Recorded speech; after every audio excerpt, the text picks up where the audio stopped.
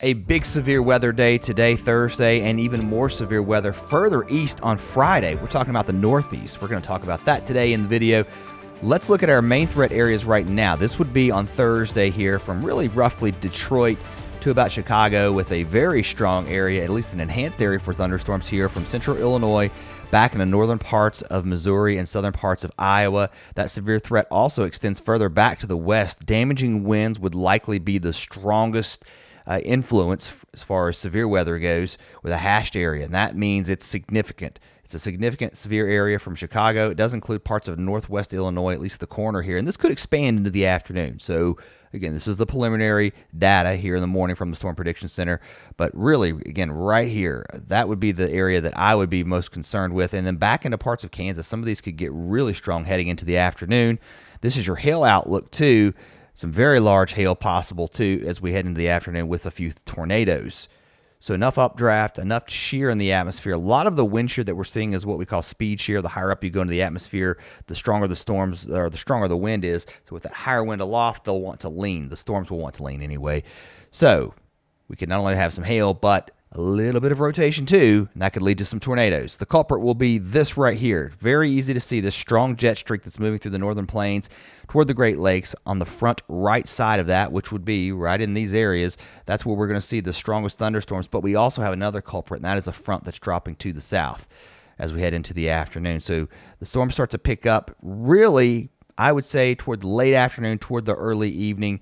We're going to have some ongoing rain showers here across parts of Minnesota, into Wisconsin, and then into Iowa. And then here come your big storms really firing up, say 4, even maybe as early as 2 to 3 o'clock. But by 5, 6, 7, 8, we're going to have some big storms going back, even as far as west, I think, even as into Kansas and parts of Texas. But the big stuff will be up into here, heading into the afternoon and evening hours, and we'll have to watch. Some of these may get some organization to them and cause some strong damaging winds.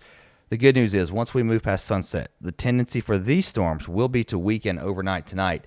Tomorrow the threat shifts. It changes a little bit further west. This would be for Friday.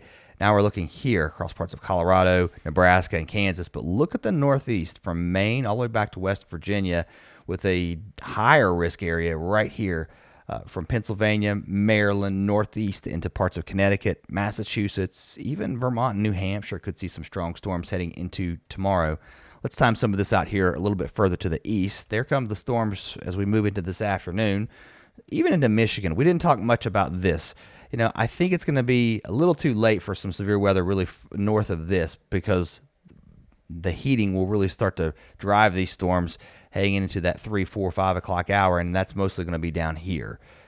Big storms going through Illinois, Indiana, and then they start to weaken, and then a lot of rain here off the East Coast. This right here could be our first potentially tropical system of the season. So does Alberto form here off the East Coast and bring some rain to the Outer Banks? Potentially.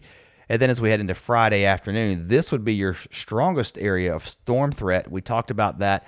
Some of these back into West Virginia could get a little strong too, and then into the northeast. That continues heading into Friday night, but then we lose that severe threat. Now we're just looking at some rain showers, and there could be potentially some interaction with what happens here with Alberto. Do we get a little gusty here off the northeast coast? Maybe so, or what's potentially could be Alberto. I'm getting ahead of myself. All right, so it's not completely set in stone that this is going to happen. And even if it doesn't become Alberto, it's going to be a decent wind maker, a lot of rain off the coast, just a 20% chance of some development here. But this is interesting. New data showing that there could be something developing in the southwest Gulf of Mexico over the next 7 days now. We've got a 40% chance of seeing that happen. Timing some of this rain out, there's your showers into the northeast. There's what could be our tropical low moving up the coast, really out to sea, not up the coast. But then as we head into the weekend, again, back here across the Gulf, we're going to have a lot of showers and thunderstorms. We're also developing high pressure here off the east coast, right? So you've got this going on. It's going to start to get hot. You've got a lot of moisture moving in like this too. So you're going to get humid temperatures on the way up next week. And does something start to develop here in that southwest Gulf area? That will be an area to watch over the next several days. And where does it go? Who really knows at this point? Something to keep an eye on, though, for sure, especially if you are anywhere along the Gulf Coast, even into Florida, because it's still several days out, and something at this point, again, that the Hurricane Center is just keeping an eye on. All right, if you made it this far, I hope it means you've enjoyed these videos. If you want to subscribe, it really helps the channel. Thank you so much. And I hope it helps you too, guys. Again, as you plan your week, your activities, those type of things. And I will catch you next time right here. See ya.